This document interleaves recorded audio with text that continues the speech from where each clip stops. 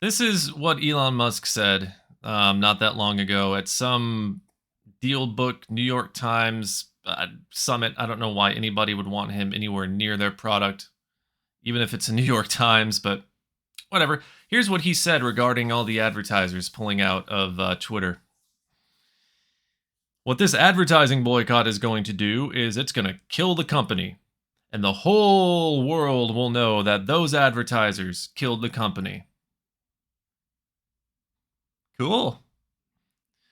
That's basically a tacit admission that he is such a shit businessman that he can't make the platform survive without the advertisers. I thought he was a genius. Where are you, fanboys? Isn't he a genius? Isn't he supposed to be like really smart, big brain energy? You know, Tesla guy, SpaceX guy. You're always talking on the internet about how fucking smart and how savvy of a bit. Oh, right. These are usually the same people who think that Trump is a savvy, smart businessman, and the only substantiation they have for that is he avoids taxes. Other than that, he wouldn't know business if it jumped up and bit him in the jimmy. $44 billion this guy forked out.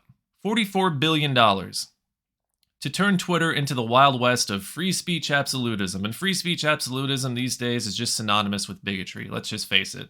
If you call yourself a free speech absolutist, you get excited about things like this because then you're able to say all the things that you could never say before. And it's like, you've always been able to say these things. You've always been able to say anything you want.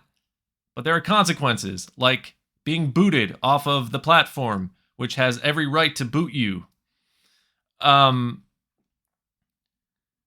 like the rest of this interview he had, he was just saying fuck you to everybody who's pulling out. Like Disney has pulled their ads. I think he directly quoted the CEO of Disney, Bob, whatever his name is.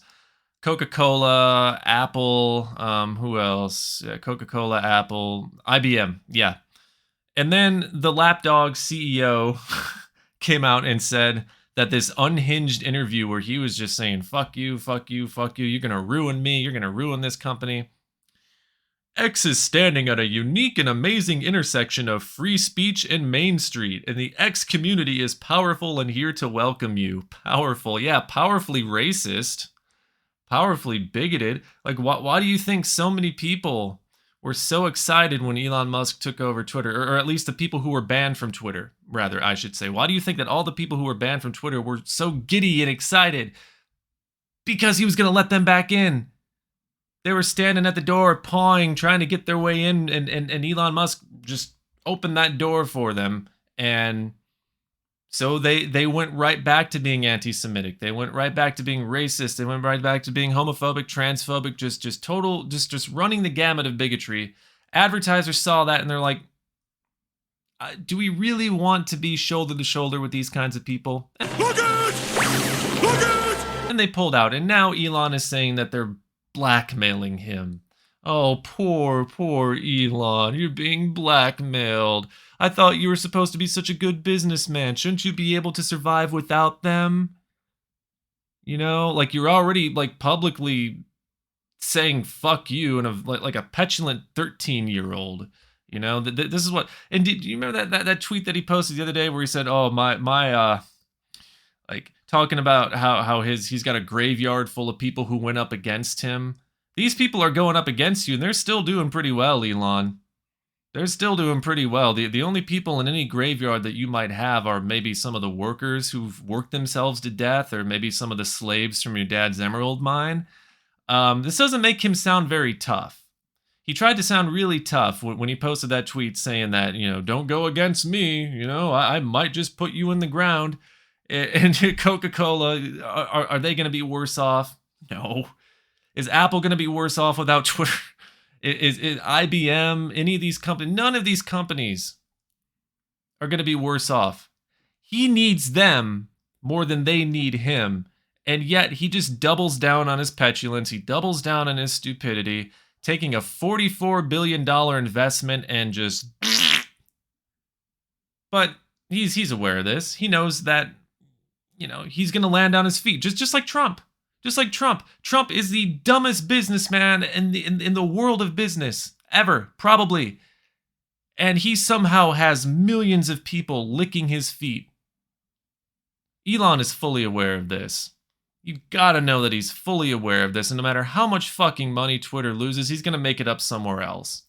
But to call himself, or to say that he's being blackmailed by these companies, it's just, all you fanboys, you think he's so great, you think he's so tough. This ain't tough. This is wimpy kid bullshit. To take every public opportunity you get